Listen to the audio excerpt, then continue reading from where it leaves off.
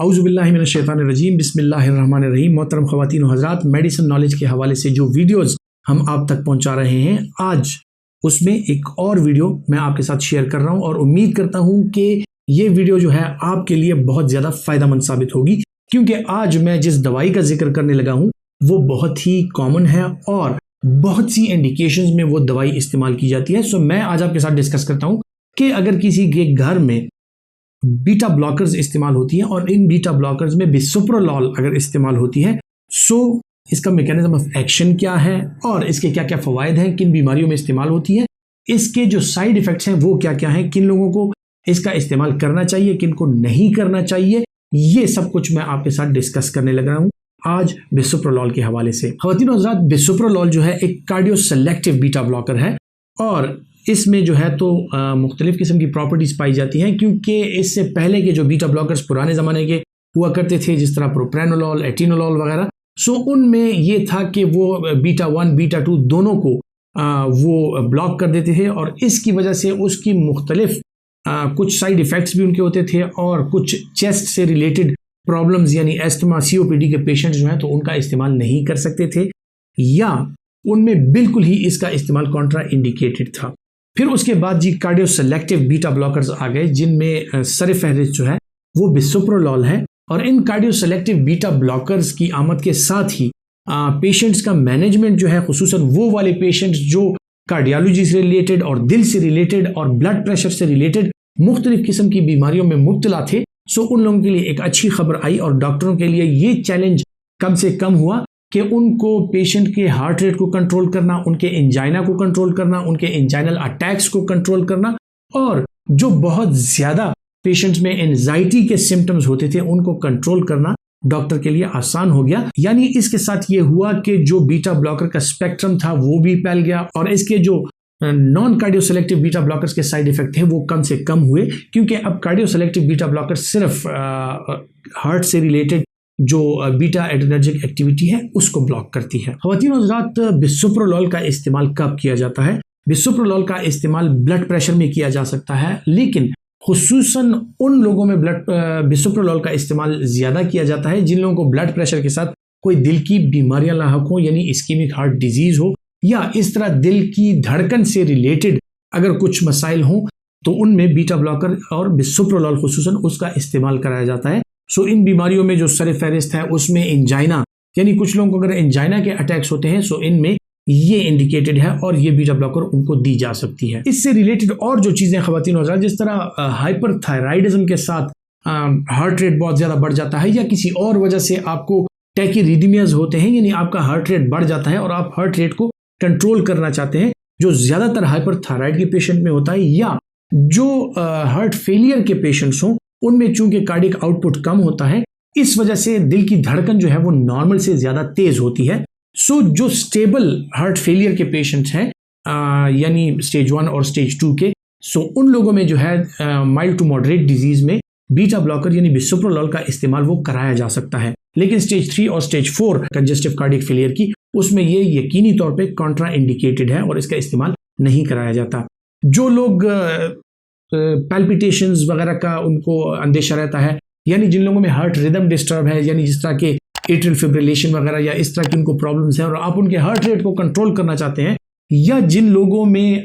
जो pre mature ventricular contractions होती हैं और मिस बीट्स आती हैं, उन लोगों में भी बिसोप्रोलॉल का इस्तेमाल अगर कराया जाए सो ये उनके लिए फ़ायदेमंद साबित हो सकता है। ख़वातीन और हज़रात,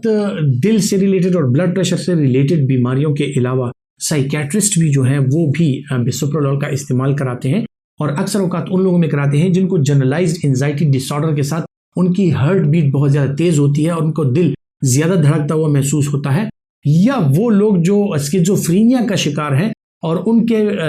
जो एड्रेनर्जिक सर्ज है उसको कम करने के लिए साइकियाट्रिस्ट जो है स्किज़ोफ्रेनिया के पेशेंट्स में भी बिसोप्रोलॉल का इस्तेमाल कराते हैं और बीटा ब्लॉकर्स का इस्तेमाल कराते हैं। सो ये उन बीमारियों में भी काफ़ी हद तक कारआमद है और काफ़ी हेल्पफुल है। आते हैं बिसोप्रोलॉल की डोजेज की तरफ। सो बिसोप्रोलॉल की डोज जो है वो 2.5 और 5 मिलीग्राम के टैबलेट्स में ये अवेलेबल हैं, लेकिन जो हार्ट फेलियर के पेशेंट्स होते हैं, जो initial stages of heart failure में होते हैं, उनमें इसका इस्तेमाल कम से कम लेवल में कराया जाता है और 1.25 मिलीग्राम तक इसका इस्तेमाल कराया जा सकता है। इसके बाद जो है तो डोज टाइट्रेट की जाती है, डोज बढ़ाई जाती है, और जो पेशेंट के सिम्टम्स हैं, उसका ब्लड प्रेशर है, उसका हार्ट रेट है, उसके लिहाज से जो है तो इसकी डोज फिक्स की जाती है, या 2.5 या 5 मिलीग्राम या अप टू 10 मिलीग्राम जो है सो इसकी डोज हो सकती है। ये 10 मिलीग्राम की टैबलेट्स में भी अवेलेबल है। ख़वातीन हज़रात, जो लोग बिसोप्रोलॉल का इस्तेमाल करते हैं उनमें कुछ साइड इफेक्ट्स ऐसे हैं जो कि वो लोग रिपोर्ट करते हैं, और उनमें जो सबसे कॉमनेस्ट साइड इफेक्ट इस ड्रग का है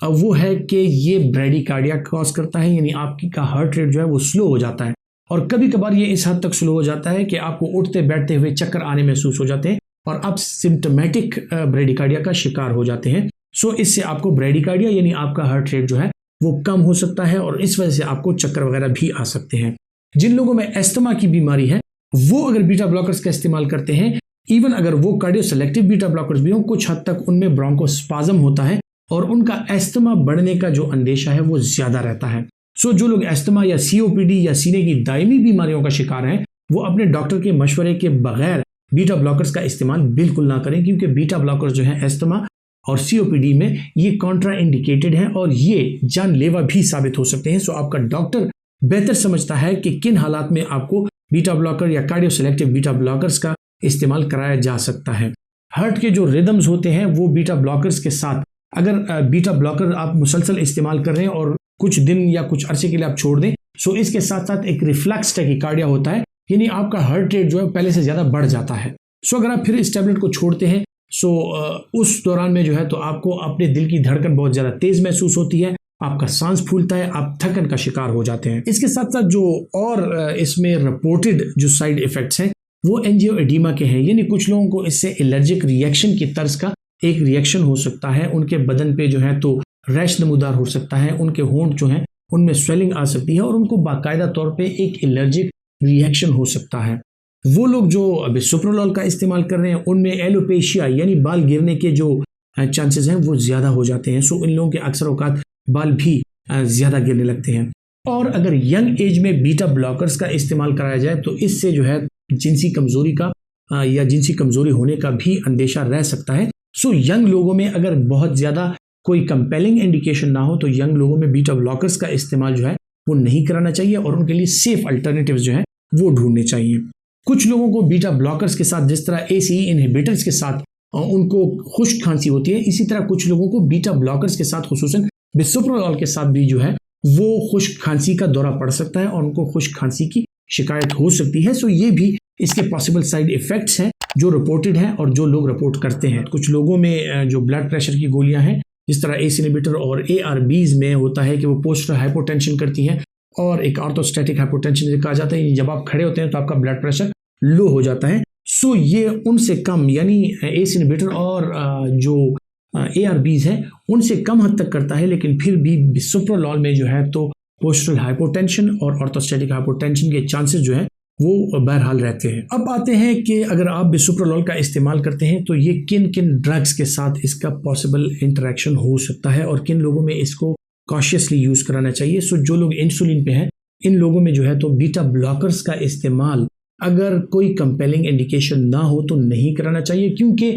जब इंसुलिन के साथ आपका शुगर लेवल बहुत ज्यादा लो हो जाए और हाइपोग्लाइसीमिया के जो सिम्टम्स, जो अलार्मिंग सिम्टम्स पेशेंट को अलर्ट करते हैं, सो वो उनसे बेखबर हो जाता है क्योंकि वो बीटा ब्लॉक्ड होता है और उसको पता नहीं चल रहा होता, और वो जो है तो इंतहाई हद तक हाइपोग्लाइसीमिया का शिकार हो सकता है, उसका शुगर जो है इंतहाई हद तक लो हो सकता है और वो बेहोशी का शिकार भी हो सकता है। सो जो लोग इंसुलिन का इस्तेमाल कर रहे हैं उनमें बीटा ब्लॉकर्स खुसूसन बिसोप्रोलॉल का इस्तेमाल जो है वो कॉशियसली कराना चाहिए, अगर कोई कंपेलिंग इंडिकेशन ना हो तो नहीं कराना चाहिए। इसके अलावा अगर कुछ लोग एसीई इनहिबिटर्स यानी लाइसिनोप्रिल, कैप्टोप्रिल और इस तरह और जो एस इनहिबिटर्स हैं उसका इस्तेमाल कर रहे हैं, सो उसके साथ भी इसके पॉसिबल इंटरेक्शंस हो सकते हैं, और उसके साथ जो कफ आती है अगर बिसोप्रोलॉल भी उसके साथ ऐड कर दी जाए तो उस कफ में भी इजाफा हो सकता है और आपका पेशेंट जो है उसको खुश्क खांसी और सांस फूलने की जो शिकायत हैं वो ज्यादा हो सकती हैं। इसके अलावा ख्वातीन हज़रात जो लोग एनसेड्स दवाइयों का इस्तेमाल कर रहे हैं, दर्दोश अद्वियात का इस्तेमाल कर रहे हैं, उनमें भी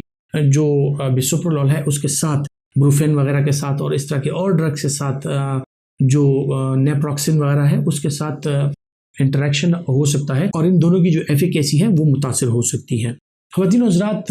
कॉन्ट्रा इंडिकेशन जो है वो जो प्रेग्नेंट खवातीन हैं उनमें बीटा ब्लॉकर्स का इस्तेमाल कतअन मना है और उनमें बीटा ब्लॉकर्स और बिसोप्रोलॉल जो है उसका इस्तेमाल नहीं कराना चाहिए। सो ये हामला खवातीन के लिए सेफ ड्रग नहीं है। खवातीन हज़रात, उम्मीद करता हूँ कि इन वीडियो से आपको बहुत अच्छी मालूमात फराहम होती रहेंगी और ये आपके लिए बहुत ज़्यादा हेल्पफुल होंगी, क्योंकि ये ऐसी दवाइयाँ हैं जो कि तकरीबन हर घर में इस्तेमाल होती हैं और जो कॉमन दवाइयाँ हैं उनके साइड इफ़ेक्ट्स, उनकी डोजेज और उनके इस्तेमाल के बारे में हम आपको आगाही फराहम कर रहे हैं। सो ये आगाही जो है यकीनन आप दूसरों तक भी पहुँचाना चाहेंगे। सो अपना बहुत सा ख्याल रखिएगा।